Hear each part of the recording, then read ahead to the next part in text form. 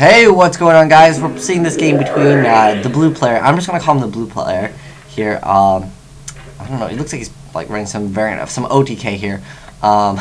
Versus Kevin here in the red at 1276. And playing the blue is 1211. I'm not sure if that's actually gibberish or that's actually maybe it's HK. Yeah, wushu. No, wushu. Yeah, it is wushu. So it's HKC wushu. Okay, so he's going to be playing something very fishy, it looks like, just because you see, there's upstart goblins and one day at peace, and your opponent is usually up to no good. Perhaps an empty jar deck. So, Gold Sark, and most likely when he Gold Sarks, we'll probably see what deck he's playing. So let's see what he ends up going for. Maybe Morphing Jar? Because that's the deck that does play AD Changer. Oh, okay. So it's an empty jar deck. I don't think I've casted one of these games before. The deck is okay though. I mean, Book of Moon really hurt when Book of Moon went to 1. So yeah, unfortunately, our player in the red has to play against empty jar.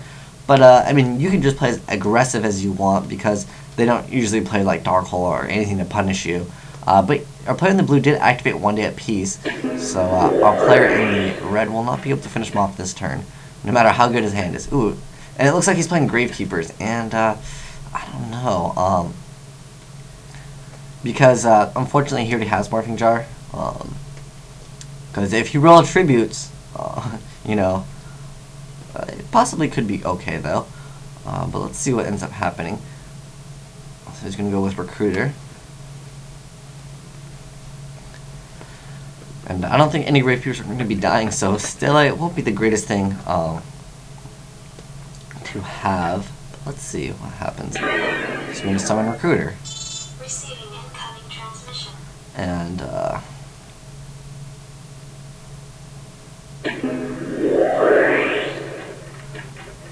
Dark Hole comes out just so he can get the search out, possibly for a Commandant, and he just wants to roll Tribute. And I think that it's not a bad play. I mean, when else are you gonna use Dark Hole except for when they set Morphing Jar? So I really think that playing, I mean, sure, there's a whole bunch of stuff that flips Morphing Jar, but I mean, if your opponent sets Morphing Jar, just activate Dark Hole. I don't know, that could make the biggest difference in the game, but I guarantee you he will be wanting to activate Royal Tribute, and that's why he wanted a Dark Hole. That makes the most sense to me. He's gonna set as many cards as he can. Oh, really? Huh, it's interesting. So,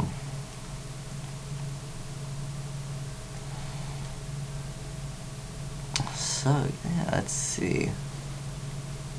He has to wait one more turn before he's able to add that Morphing Jar. I'm just going to end.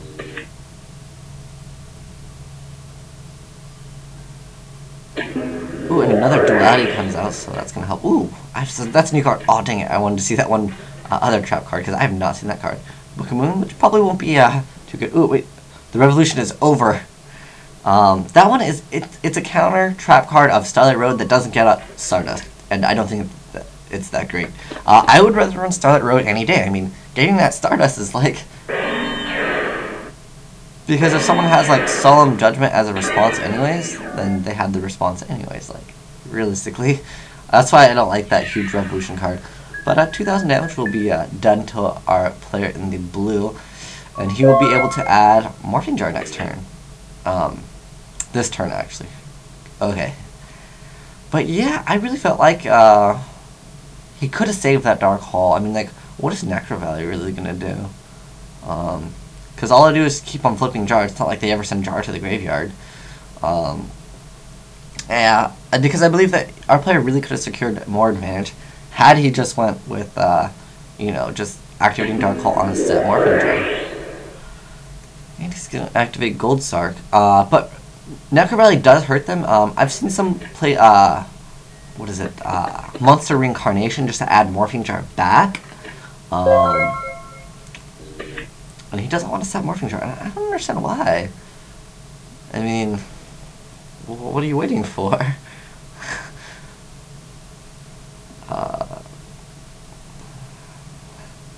So yeah, it's like playing Chainburn. It's kind of annoying to play against. But I feel really with where the format is going, if you let your opponent draw like enough cards or cycle through so many cards, you're gonna be able to OTK them. I mean, Lightsworn does it pretty easy, but yeah. Let's see. I mean, our player really is gonna need to set Morphing Jar. Yeah. See, unless he's gonna be able to like do some stuff really quick this turn, because what's gonna happen is our player in the red, most likely this will be a spy, and he will be tributing spy. And yeah, ooh, and Compulse comes out. Okay, interesting choice. I would have opted. I believe this face down card. It's gonna be a Gravekeeper. Like, what else do you set besides spy in the deck? And at that point, yeah, I really believe that that was a better play. Just get rid of that Morphing Jar, because now you still allow the opponent to have Morphing Jar and the ability to go through and flip it over and over again. He will be able to finish the game off this turn, though. I mean, he would have been able to finish the game. Ooh. Oh, no, Swift's Echo comes out anyways. But yeah, as you guys can see, now our player in the blue knows about like the whole like Gravekeeper like Descendant effect. The effect would be obviously tributing Recruiter to pop a card on the field. Yeah, I mean, it is tribute to destroy any one card. Face down, face up, Gravekeeper Descendant doesn't care. But it does have to be a face-up Gravekeeper, so... but its effect is not once per turn. So, I mean, realistically, he would go Tribute Spy. The best play would be Tributing Spy, because he would probably respond by flipping Spy face down, and then that way you get to use your effect once again. Because if he goes Tribute Recruiter, he would book Recruiter, or what is that, book Tayu. And if you flip Recruiter down, and then you wouldn't get the effect. Ooh, so he's going to activate it right now.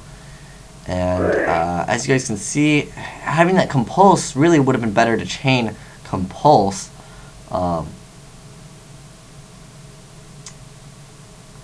Okay, so maybe he has a response. You cannot warning this because it's not a summon. It's just flipping it. But if he does have a Compulse, he can chain Compulse. Yeah, it is not a summon. So like I said, so let's see what he ends up doing.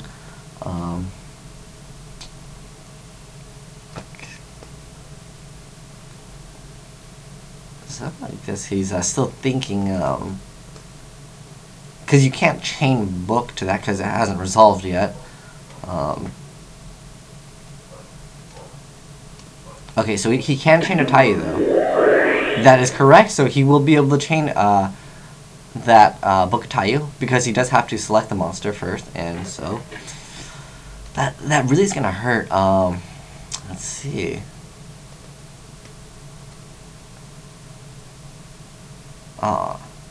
No, the effect would not go through because he has to target the card. Because I believe that Tayu does target. I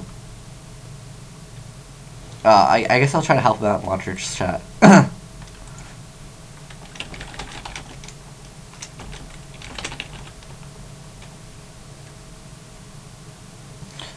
But basically at this point, our player in the red would be winning. I guess,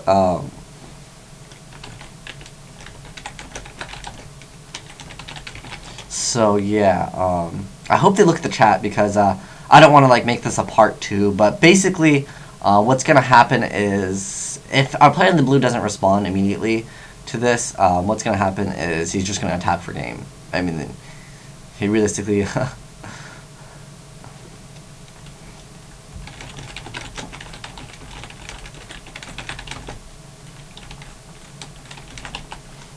I don't even know how to spell Tayu, so I took Book of T. Yeah,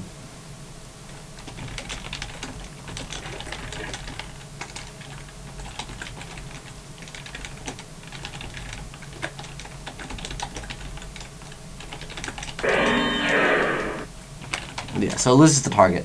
Okay, so... yeah, okay, cool. So I'm glad that they're going with that.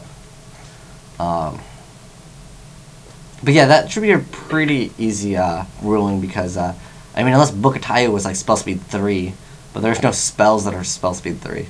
Quick's plays are spell speed 2 though. But yeah, Descendant effect, pop one random one. I believe, you know, he couldn't attack for game now though. That's the problem. And what is morphing? What is NP Jar gonna set Waboku? Like realistically, think about it. He can still add the card, and I believe whatever he adds, he should just. Yeah, okay. So, I believe he should just summon the Recruiter. Actually, no, that wasn't a bad play. Just summon a Recruiter and attack for game though.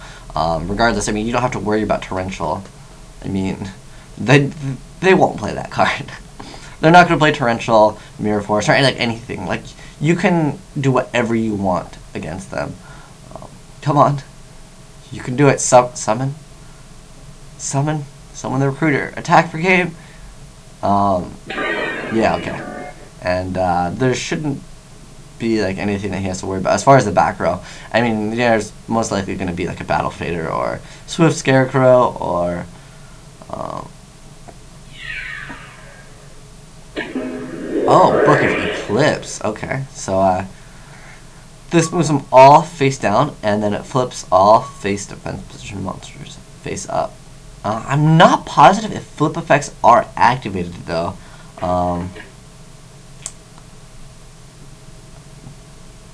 Yeah, I'm not positive on that. If anyone knows, let me know in the comment section below, and then I'll be able to know for future games. And he gets to draw one card for each because that's so good. He needs to draw more cards.